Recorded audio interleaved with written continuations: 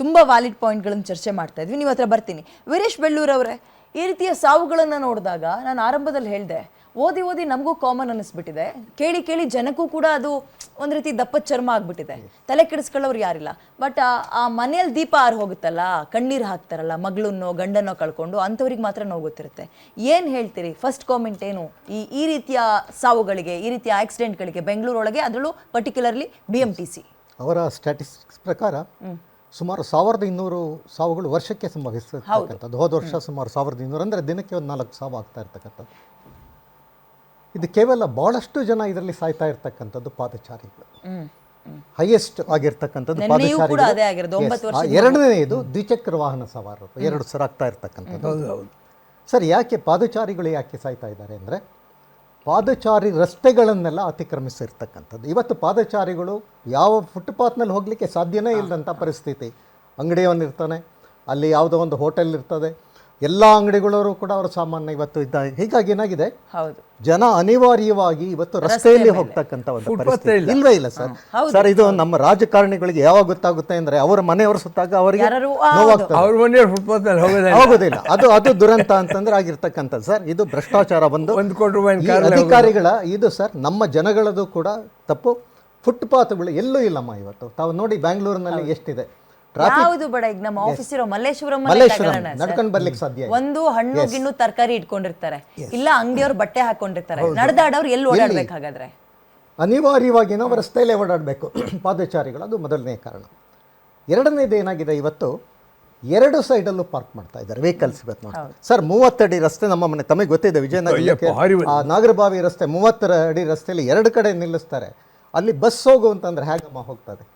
ಎದುರುಗಡೆಯಿಂದ ಬಂದರೆ traffic jam ಆಗ್ತದೆ. ಅವನು ಸ್ವಲ್ಪ ಇದು ಮಾಡಿದರೂ ಕೂಡ ಎಲ್ಲೋ ಒಂದು ಕಡೆ ತಗ್ಲುತ್ತದೆ. ಈಗ ನಾವು ಕೇವಲ ಬಸ್ನವ್ರದ್ದೇ ಅಂತಲ್ಲ ಜವಾಬ್ದಾರಿ ಇರ್ತಕ್ಕಂಥದ್ದು, ನಾಗರಿಕರ ಜವಾಬ್ದಾರಿ ಇದೆ.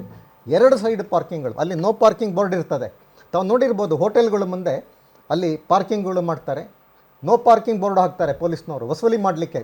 ಸರ್, ಪ್ರತಿ ಹೋಟೆಲ್ಗಳಿಂದನೂ ಪೊಲೀಸ್ನವರು ಇವತ್ತು ಟ್ರಾಫಿಕ್ ಪೊಲೀಸ್ನವರು ವಸೂಲಿಗಳು ಮಾಡ್ತಾ ಇರ್ತಕ್ಕಂಥದ್ದು ಮಂತ್ಲಿ. ಜನ ಎಲ್ಲಿ ಓಡಾಡಬೇಕಮ್ಮ? ಆಮೇಲೆ 2 ಕಡೆ ನೀವು ಯಾಕೆ ಪಾರ್ಕಿಂಗ್ ಮಾಡ್ತೀರಾ? ಒಂದು ಕಡೆ ಹೇಳ್ತೀರಾ ರೋಡ್ ವೈಡನಿಂಗ್ ಮಾಡ್ತೀವಿ ಅಂತೇಳಿ ಹೇಳ್ತೀರಾ. ರೋಡ್ ವೈಡನಿಂಗ್ ಮಾಡಿ 2 ಕಡೆನೂ ಪಾರ್ಕ್ ಮಾಡಿದರೆ ಅದ್ರ ಉದ್ದೇಶ ಏನಾಗ್ತದೆ? ಆಮೇಲೆ ನಾವು ಇನ್ನೊಂದು ಕೇಳ್ತಾ ಇದ್ದೀವಿ ಸರ್. ಈಗ ಗೌಹಾತಿಯಲ್ಲಿ ಮೊನ್ನೆ ಹೋಗಿ ಸ್ಟಡಿ ಮಾಡಿದ್ವು. ಅಲ್ಲಿ ದೊಡ್ಡ ಬಸ್ಸುಗಳು ಇಲ್ಲ ಸರ್. ಸಿಟಿಗಳಿಗೆ ದೊಡ್ಡ ಬಸ್ಸುಗಳು ಭಾಳಷ್ಟು ಕಷ್ಟ, ಓಡಿಸೋದಕ್ಕೆ ಕಷ್ಟ. ಮಿನಿ ಬಸ್ಸುಗಳನ್ನು ಹಾಕ್ತಕ್ಕಂಥದ್ದು ಅವಶ್ಯಕತೆ ಇರ್ತಕ್ಕಂಥದ್ದು ಸರ್. ಅಲ್ಲಿಯ ರಾಜ್ಯ ಸಾರಿಗೆ ಸಂಸ್ಥೆಯಲ್ಲಿ ಸಿಟಿ ಬಸ್ಸಲ್ಲಿ ಅವರು ಕೇಳಿದರು 90% ಎಲೆಕ್ಟ್ರಿಕ್ ವೆಹಿಕಲ್ಸ್, ಸ್ಮಾಲ್ ವೆಹಿಕಲ್ಸ್ ಅಲ್ಲಿ ಇರ್ತಕ್ಕಂಥ. ಇಲ್ಲಿ ನೀವು ಯಾಕೆ ಮಾಡಲಿಕ್ಕಾಗೋದಿಲ್ಲ? ಇಲ್ಲಿ ಮಾಡೋಕ್ಕೆ ಆಗೋದಿಲ್ಲ. ಆಮೇಲೆ ಇನ್ನೊಂದೇನಾಗಿದೆ, ರಸ್ತೆ ಗುಂಡಿಗಳು ಒಂದು ಕರೆಕ್ಟ್ ಕಿರಿದಾದ ರಸ್ತೆಗಳು. ಆಮೇಲೆ ಇನ್ನೊಂದು ಸರ್, 20 ಅಡಿ ರಸ್ತೆಯಲ್ಲಿ ಇವತ್ತು ಬಸ್ಗಳನ್ನು ಓಡಿಸ್ತಾ ಇದ್ದಾರೆ. ಅಲ್ಲಿ ನಿಲ್ಲಿಸ್ಬೇಕು ಸರ್.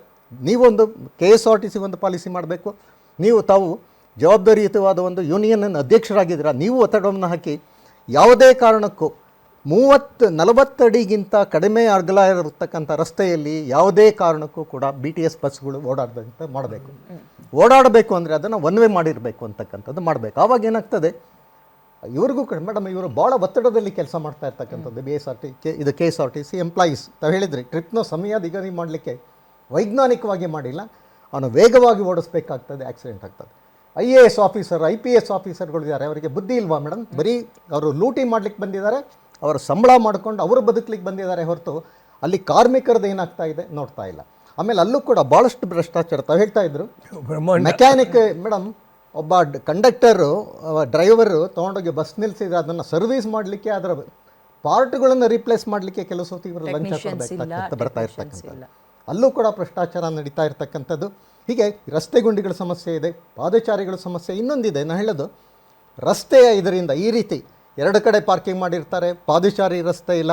ಆಮೇಲೆ ಆಕ್ಸಿಡೆಂಟ್ಗಳಾದಾಗ, ಈ ಯಾವುದು ರಸ್ತೆ ಗುಂಡಿಗಳಿಂದ ಆಕ್ಸಿಡೆಂಟ್ ಆದಾಗ ಕ್ರಿಮಿನಲ್ ಕೇಸನ್ನು ರಸ್ತೆಯನ್ನು ಯಾರು ನಿರ್ವಹಿಸ್ತಾ ಇದ್ದಾರೋ ಆ ಇಂಜಿನಿಯರ್ಗಳನ್ನು ಕೂಡ ಹೊಣೆಗಾರರನ್ನಾಗಿ ಮಾಡಬೇಕಾಗ್ತದೆ. ಅದು ಆಗ್ತಾ ಇಲ್ಲ ನಮ್ಮಲ್ಲಿ. ಆಮೇಲೆ ರೋಡ್ ಆಕ್ಸಿಡೆಂಟ್ಗಳಲ್ಲಿ ಮ್ಯಾಕ್ಸಿಮಮ್ 6 ತಿಂಗಳು ಶಿಕ್ಷೆ ಆಗ್ಬೋದು, ಅದು ಅಪರೂಪ.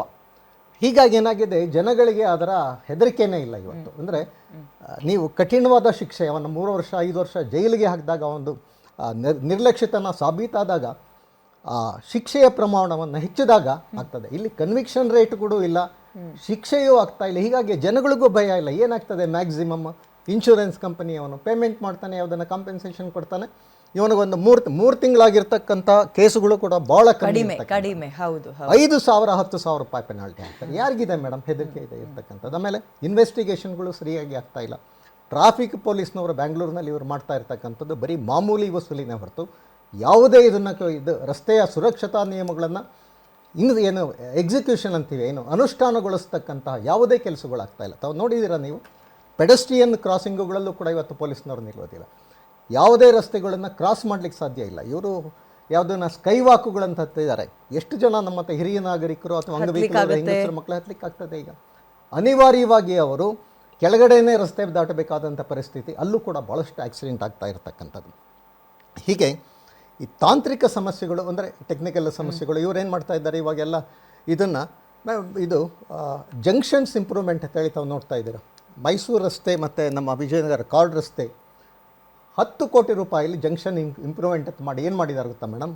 ಮಧ್ಯ ಐಲ್ಯಾಂಡ್ಗಳು ಮಾಡಿ ಅಲ್ಲಿ ಗಿಡಗಳನ್ನು ಇಡ್ತಕ್ಕಂಥ ಕೆಲಸ ಮಾಡ್ತಾ ಇದ್ದಾರೆ. ಅವೈಜ್ಞಾನಿಕವಾದಂಥ ರಸ್ತೆಗಳನ್ನು ಅಗಲ ಮಾಡಬೇಕು, ಪಾದಚಾರಿಗಳನ್ನು ರಸ್ತೆ ಮಾಡಬೇಕು, ಸೌಂದರ್ಯೀಕರಣದ ಹೆಸರಿನಲ್ಲಿ ಪ್ರತಿ ವರ್ಷ ಸೌಂದರ್ಯಕ್ಕೆ ಜಾಗಗಳು ಸೌಂದರ್ಯೀಕರಣದ ಹೆಸರಲ್ಲಿ ಈ ಜಂಕ್ಷನ್ ಡೆವಲಪ್ಮೆಂಟ್ ಅಂತ ಹೇಳಿ ಸರ್ 150 ಕೋಟಿ ರೂಪಾಯಿ ಹೋದ ವರ್ಷ ಪ್ರಶ್ನೆ ಮಾಡಿದ್ರೆ ಏನ್ ಕೇಳ್ತಾರೆ ಗೊತ್ತಾ ಸರ್? ಹಂಗಾದ್ರೆ ಮರಗಳ ಬಗ್ಗೆ, ಸಸಿಗಳ ಬಗ್ಗೆ, ಪರಿಸರದ ಬಗ್ಗೆ ಕಾಳಜಿ ಇಲ್ವೇನ್ರಿ ಅಂತಾರೆ. ಅವೈಜ್ಞಾನಿಕ ಅವೆಲ್ಲವೂ ಕೂಡ. ರಸ್ತೆ ಮಧ್ಯೆ ತಂದು ನೀನ್ ಗಿಡ ನೆಡ್ತೀನಿ ಅಂದ್ರೆ ಬೇರೆ ಕಡೆ ಜಾಗ ಇದೆ. ಅದೇ ಬೇರೆ ಕಡೆ ಗಿಡ ನೆಡೋದೋಗ್ಲಿ, ಇರೋದನ್ನ ಉಳಿಸ್ಕೊಂಡು ಹೋಗಿ, ಕಡಿಯೋದು ಬೇಡ. ಕಾಲೇಜ್ ಕ್ಯಾಂಪಸ್ಗಳಲ್ಲಿ ಅದನ್ನೇ ಕೇಳ್ತಾ ಇರೋದು. ಅದನ್ನ ಬಿಟ್ಟು ನಾನು ರೋಡ್ ಮಧ್ಯೆ ಗಿಡ ನೆಡ್ತೀನಿ ಅನ್ನೋದು ಯಾವ ಪ್ರಮಾಣದ ವೈಜ್ಞಾನಿಕತೆ ಅದು? ಯಾರಿಂತ ಐಡಿಯಾಗಳನ್ನು ಕೊಡ್ತಾ ಇದಾರೋ ಅವ್ರಿಗೆ ಗೊತ್ತಾಗ್ತಾ ಇಲ್ಲ ನನ್ಗೆ. ದಿನಕ್ಕೆ 2,000 ವೆಹಿಕಲ್ಸ್ ಹೊಸದಾಗಿ ಬರ್ತಾ ಇದೆ. ನಿಲ್ಲಿಸ್ಲಿಕ್ಕೆ ಜಾಗ ಇಲ್ಲ. ಇವತ್ತು ಪಾರ್ಕಿಂಗ್ ಎಲ್ಲ ಏನ್ ಮಾಡ್ತಾ ಇದ್ದಾರೆ, 2 ಕಡೆ ರಸ್ತೆ ರೂಲ್ಸ್ ಫಾಲೋ ಆಗ್ತಾ ಇಲ್ಲ. ಮನೇಲಿ ಗಂಡ ಹೆಂಡತಿ ಇದ್ರೆ ಮಿನಿಮಮ್ 4 ವೆಹಿಕಲ್ಗಳು ಮನೆಗೆ ನಿಲ್ತಾರೆ ಇವತ್ತು ಇಬ್ಬರಿಗೆ. ಯಾವುದೇ ಕಟ್ಟಡದಲ್ಲಿ ಬೇಸ್ಮೆಂಟ್ ಅಥವಾ ಪಾರ್ಕಿಂಗ್ ಕಡ್ಡಾಯ ಮಾಡಿರ್ತಾರೆ. ಕಡ್ಡಾಯ ಬೇಸ್ಮೆಂಟ್ ಇರ್ಬೋದು ಅಥವಾ ಅವನು ಸ್ಟಿಲ್ಟಲ್ಲಿ ಮಾಡಿರ್ತಕ್ಕಂಥರಲ್ಲಿ ಮತ್ತೆ ಕಮರ್ಷಿಯಲ್ ಎಸ್ಟಾಬ್ಲಿಷ್ಮೆಂಟ್ಸ್ ನಡೀತದೆ. ಅವನ ವೆಹಿಕಲ್ಸ್ನು ತಂದು ರೋಡಲ್ಲಿ ಇದು ಮಾಡ್ತಾನೆ. ನೀವು ಯಾಕೆ ಪಾರ್ಕಿಂಗ್ ಏರಿಯಾಗಳನ್ನು BBMP ಅವರು ಯಾಕೆ ಅದನ್ನು ಅನುಷ್ಠಾನಗೊಳಿಸಬಾರ್ದು? ಯಾವುದೇ ಕಾರಣಕ್ಕೂ ಒಂದು ಕಟ್ಟಡದಲ್ಲಿರ್ತಕ್ಕಂಥ ಪಾರ್ಕಿಂಗ್ ಏರಿಯಾಗೆ ಉಪಯೋಗಿಸಬೇಕೇ ಹೊರತು ಅಲ್ಲಿ ಯಾವುದೇ ಕಮರ್ಷಿಯಲ್ ಎಸ್ಟಾಬ್ಲಿಷ್ಮೆಂಟ್ ನಡೆಸಬಾರ್ದು ಅಂತೇಳಿ ಭಾಳಷ್ಟು ಲೋಕಾಯುಕ್ತದಲ್ಲಿ ದಾಖಲಾಗಿರ್ತಕ್ಕಂಥ ಕೇಸಸ್ ಇದೆ. ಆದರೆ ಏನೂ ಆಗ್ತಾ ಇಲ್ಲ. ಅಂದರೆ ಇಲ್ಲೇನಾಗಿದೆ, ಭ್ರಷ್ಟಾಚಾರ ಒಂದು. ಅಧಿಕಾರಿಗಳು ಕೂಡ ಅಲ್ಲಿ ದುಡ್ಡು ತಿಂದು ಅಂಥ ಕೇಸುಗಳನ್ನು ಮುಚ್ಚಾಕ್ತಕ್ಕಂಥದ್ದು. ಜನಗಳ ಬೇಜವಾಬ್ದಾರಿತನ. ನನ್ನ ಮನೆಗೆ ನಾನು ಬೇಸ್ಮೆಂಟ್ ಅಥವಾ ಸ್ಟಿಲ್ಟನ್ನು ಪಾರ್ಕಿಂಗ್ ತೊಗೊಂಡ ಮೇಲೆ ನಾನು ಅದನ್ನು ಪಾರ್ಕಿಂಗಾಗಿ ಯೂಸ್ ಮಾಡಬೇಕು. ಅದನ್ನು ಯಾವುದೋ ಕಮರ್ಷಿಯಲ್ಗೆ ಕೊಟ್ಬಿಟ್ಟು ನಮ್ಮ ಇದನ್ನು ಕೂಡ ರಸ್ತೆಯಲ್ಲಿ ಇದು ಮಾಡಿದರೆ ಅಂದರೆ ಜನಗಳ ಬೇಜವಾಬ್ದಾರಿತನ, ಅಧಿಕಾರಿಗಳ ಭ್ರಷ್ಟತನ. ಇದು ಏನಾಗಿದೆ ಅಂತಂದರೆ ಈ ರೀತಿ ಬ್ಯಾಂಗ್ಳೂರಿನಲ್ಲಿ ದಿನಕ್ಕೆ 4-5 ಜನ ಸಾಯ್ತಕ್ಕಂಥ ಪರಿಸ್ಥಿತಿ ಬಂದಿರ್ತಕ್ಕಂಥ. ಕೋರ್ಟ್ಗಳು ಹಾಗೆ ಆಗಿದೆಯಮ್ಮ, ನ್ಯಾಯಾಲಯಗಳು ಕೂಡ ಇಂಥ ಕೇಸಸ್ನ ಸೀರಿಯಸ್ ಆಗಿ ತೊಗೊಳ್ತಾರೆ. ಹೀಗಾಗಿ ಇವತ್ತೇನಾಗಿದೆ, ಸಾಮಾನ್ಯ ಜನರು ಇವತ್ತು ಈ ರೀತಿ ದುರಂತಗಳಿಗೆ ಸಿಲುಕಿ ಆಮೇಲೆ ಆಕ್ಸಿಡೆಂಟ್ಗಳು ಸರ್. ಈಗ ಕೈಯಲ್ಲಿ DL ಅಥವಾ ಲೈಸೆನ್ಸ್ ಇದ್ರೆ ಸಾಕು, ನಾನು ಅದನ್ನ ಜಯಿಸ್ಕೊಂಡು ಬರ್ತೀನಿ ಅನ್ನೋ ಒಂದು ಒಣಗತ್ತು ಬರ್ತಾ ಇದೆ. ಲೈಸೆನ್ಸ್ಗಳು ಹೆಂಗೆ ಕೊಡ್ತಾರೆ ಅಂತ ನೀವೇ ಹೇಳಿದ್ರಿ, ನಾನು ಬಾಯ್ಬಿಟ್ಟು ಹೇಳೋದು ಬೇಡ. ನಿಮ್ಮ ಡಿಪಾರ್ಟ್ಮೆಂಟ್ ಒಳಗೆ ಕೊಡೋದಕ್ಕೂ ಹೊರಗಡೆ ನಾನೊಂದು ಡ್ರೈವಿಂಗ್ ಕ್ಲಾಸಿಗೆ ಸೇರಿದ್ನಾ, ನೀನು 15,000 ಕೊಡು, ನಿನ್ ಕ್ಲಾಸಿಗೆ ಬಾ ಬಿಡು, ನಿನ್ಗೆ 30ನೇ ದಿನಕ್ಕೆ ನಾನು ನಿನ್ನ ಕೈಗೆ ಲೈಸೆನ್ಸ್ ಕೊಡ್ತೀನಿ. ಹಿಂಗೆ ಬರ್ತಾ ಇದ್ದಾವೆ ಮೇಡಮ್. ಈಗ ಈವನ್ ಅನುಷ್ಠಾನದಲ್ಲಿ ಏನಾಗಿದೆ, ಲೈಸೆನ್ಸಿಗೆ ನಾನು ಯಾವುದೋ ಒಂದು ಆಕ್ಸಿಡೆಂಟಲ್ಲಿ ಹಾಕ್ತೀನಿ, ಏನೋ ಟ್ರಾಫಿಕ್ ಅಫೆನ್ಸಸ್ಸಲ್ಲಿ ಮಾಡಿದರೆ 3 ಕಾನ್ಸಿಕ್ಯೂಟಿವ್ ಆಗಿ ಆದ ತಕ್ಷಣ ಲೈಸೆನ್ಸ್ ಕ್ಯಾನ್ಸಲ್ ಆಗಬೇಕು. ಎಷ್ಟು ಮಾಡಿದ್ದಾರೆ ನಮ್ಮ ಟ್ರಾಫಿಕ್ ಪೊಲೀಸ್ನವರು, ನಮ್ಮ ಭ್ರಷ್ಟಾಚಾರ. ನೀವು ದುಡ್ಡು ಕೊಟ್ಟರೆ ಅದನ್ನೆಲ್ಲ ಮುಚ್ಚಾಕ್ತಾರೆ. ಎಷ್ಟು ಮಾಡಿದ್ದಾರೆ ಕೇಳಿ. ಇಲ್ಲಿ ಸರ್ ಟ್ರಾಫಿಕ್ ಮ್ಯಾನೇಜ್ಮೆಂಟಿಗೆ ಬ್ಯಾಂಗ್ಳೂರಿನಲ್ಲಿ ಸುಮಾರು 2,000 ಪೊಲೀಸ್ನವರು ಇದ್ದಾರೆ. ಒಂದು 5 ಜನ IPS ಆಫೀಸರ್ಗಳು ಇದ್ದಾರೆ. ಏನು ಮಾಡ್ತಾ ಇದ್ದಾರಮ್ಮ? ಒಬ್ಬ IPS ಆಫೀಸರ್ ದಾರಿಯಲ್ಲಿ ನಿಂತು ಇವತ್ತು ಟ್ರಾಫಿಕ್ ಕಂಟ್ರೋಲ್ ಮಾಡೋದು ತಾವು ಯಾರಾದರೂ ನೋಡಿದ್ದೀರಾ? ಎಲ್ಲ ಐಷಾರಾಮಿ AC ಕಾರುಗಳಲ್ಲಿ ಕೂತ್ಕೊಂಡು ಓಡಾಡ್ತಾರೆ, AC ಚೇಂಬರ್ಗಳಲ್ಲಿ ಕೂತು ಮಾನಿಟರ್ ಮಾಡ್ತಾ ಇದ್ದಾರೆ ಹೊರತು ಜನಗಳ ಸಮಸ್ಯೆ ಏನಿದೆ, ಏನು ಆಗ್ತಾ ಇದೆ ಅಂತಕ್ಕಂಥದ್ದು ಅಂದರೆ ಗ್ರೌಂಡ್ ರಿಯಾಲಿಟಿಯನ್ನು ಇವತ್ತು ಮಾಡ್ತಾ ಇಲ್ಲ. ಅಧಿಕಾರಿಗಳ ಬೇಜವಾಬ್ದಾರಿತನ, ಭ್ರಷ್ಟಾಚಾರ, ನಮ್ಮ ಜನಗಳ ಬೇಜವಾಬ್ದಾರಿತನದಿಂದ ಇವತ್ತು ಟ್ರಾಫಿಕ್ ರೂಲ್ಸ್ನ ಹೆಂಗೆ ಫಾಲೋ ಮಾಡ್ತಾ ಇದ್ದಾರೆ ನಮ್ಮ ಟ್ರಾಫಿಕ್ ಪೊಲೀಸರು ಅಂದರೆ ಈ ರೀತಿಯಾಗಿ ನಾವು ಇಷ್ಟೊತ್ತು ಮಾತಾಡಿದ್ವಲ್ಲ ಟೆಕ್ನಿಕಲ್, ಅದು ಯಾವುದು ಅವ್ರು ಫಾಲೋ ಆಗ್ತಾ ಇಲ್ಲ. ಅವರಿಗೆ ಆ ಕ್ಷಣಕ್ಕೆ ಜೇಬಿಗೆ ದುಡ್ಡು ಇಳಿಸ್ಕೋಬೇಕು. ಏನು ಇಬ್ರು ಆ ಗಂಡ ಹೆಂಡತಿ ಹೆಲ್ಮೆಟ್ ಹಾಕೊಂಡೇ ಹೋಗ್ತಾ ಇರಲಿ, ಬಟ್ ಸ್ಟಿಲ್ ಅವ್ರನ್ನ ತಡೆದು ನಿಲ್ಸೋದು, ಡಾಕ್ಯುಮೆಂಟ್ಸ್ ಎಲ್ಲ ಇಲ್ದೆಲ್ಲ ಇರೋದೆಲ್ಲ ಬೇಡವಾಗಿರೋದನ್ನೆಲ್ಲ ಕೇಳೋದು. ಇಲ್ವಾ, ಹಾಕಿ ಎಷ್ಟು 200-300 ಕೊಡಿ, ಇಲ್ಲ ನಿಮ್ಮ ಮೇಲೆ ಫೈನ್ ಹಾಕ್ತೀನಿ. ಈ ಥರ ಕಿಳಿತಾ ಇದ್ದಾರೆ. ಈ ಭ್ರಷ್ಟಾಚಾರ ನಿಲ್ಸೋದು ಯಾವಾಗ? ನಿಲ್ಲಿಸ್ದಲ್ಲ. ಇದು ನಾವು ಆರಂಭದಲ್ಲಿ ಏನಂದ್ವಿ ಅಂದರೆ ಡ್ರೈವರ್ ಮೇಲೆ ಮಾತ್ರ ಆರೋಪ ಹೊರಿಸ್ತಾ ಇದ್ವಿ ಒಂದು ಆಕ್ಸಿಡೆಂಟ್ ಆದರೆ.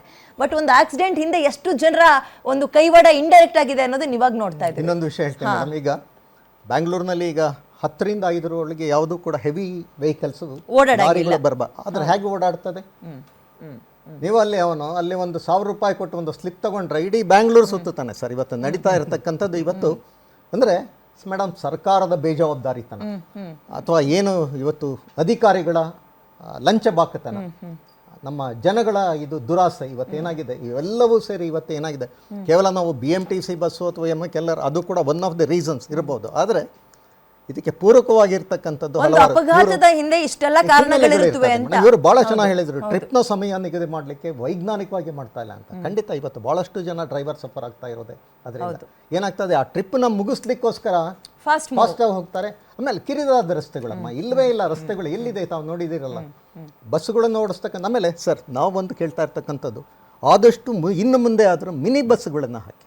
ಮಿನಿ ಬಸ್ಸುಗಳೆಲ್ಲ ಇದೊಂದು ಐಡಿಯಾ ಕೊಟ್ರೆ ಏನ್ ಮಾಡ್ತಾರೆ ಗೊತ್ತಾ ಸರ್, ಇದೊಂದು ಚಾನ್ಸ್ ಅಂತ ಹಣ ಹೊಡೆಯಕ್ಕೆ ಇನ್ನೊಂದು ದಾರಿ ಅಲ್ಲ ಇನ್ನು ಮುಂದೆ ಆಗ್ತಕ್ಕಂಥದ್ದು. ಅಷ್ಟೇ. ಈಗ ಬಹಳಷ್ಟು ಸಿಟಿಗಳೆಲ್ಲ ಏನಾಗ್ತಾ ಇದೆ ಇವತ್ತು ಎಲೆಕ್ಟ್ರಿಕ್ ವೆಹಿಕಲ್ಸ್. ಬೆಂಗಳೂರೊಳಗೆ ಮಿನಿ ಬಸ್ ಕಾನ್ಸೆಪ್ಟೇ ನೋಡಿಲ್ಲ ನಾವು. ಬೇರೆ ಬೇರೆ ಜಿಲ್ಲೆಗಳಲ್ಲಿ ಇದ್ದಾವೆ ಪ್ರೈವೇಟ್ ಬಸ್, ಅವರು ಮಿನಿ ಬಸ್ಗಳನ್ನು ಓಡಿಸ್ತಾರೆ, ಸಿಟಿ ಬಸ್ ಅಂತ ಕರೀತಾರೆ ಅದಕ್ಕೆ.